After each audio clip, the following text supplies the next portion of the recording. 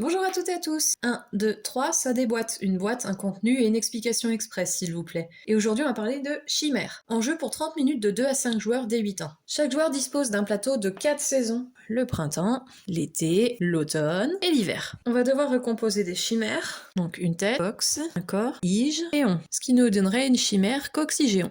À chaque fois qu'on compose une chimère, elle doit être composée de 3 parties différentes d'animaux. On ne peut pas mettre plusieurs fois la même partie d'un animal. On va tous faire nos compositions.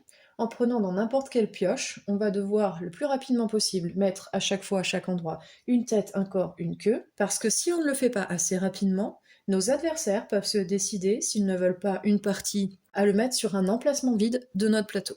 Une fois qu'on a sélectionné nos chimères, on va donc essayer de les arranger au mieux pour essayer de rencontrer les critères de chaque concours. Le prix de l'arène n'est révélé que quand le premier joueur a terminé sa composition, il tourne alors une carte prix de l'arène qu'il place au centre de la table. Par exemple ici pour mon critère chasse, mon escotéon a plus de chances de gagner que mon coxygéon car il a 2 points au lieu de 1. Sur le critère de concours secondaire du poids, mon scarel a plus de chances de gagner car il a 2 poids que mon escote géant qui n'en a qu'un. Pour le prix de la chimère raffinée, on pointera du doigt. Donc ça c'est subjectif, c'est en fonction des joueurs. Moi, je veux dire camarel, par exemple. Ça fait un peu caramel, je trouve ça sympa, donc je veux dire camarel pour le prix de la chimère raffinée.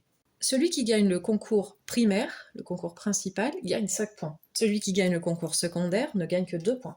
Et celui qui gagne le prix de l'arène gagne le nombre de points au dos de la carte. On joue sur 3 années consécutives, puis on compte les points des 3 manches pour trouver le vainqueur. Les magiciens additionnent les points de victoire de toutes les tuiles concours majeurs et mineurs et les tuiles prix de l'arène qu'ils ont gagnées. Le magicien qui a le plus de points est déclaré vainqueur et devient le magicien du royaume. À vous de jouer!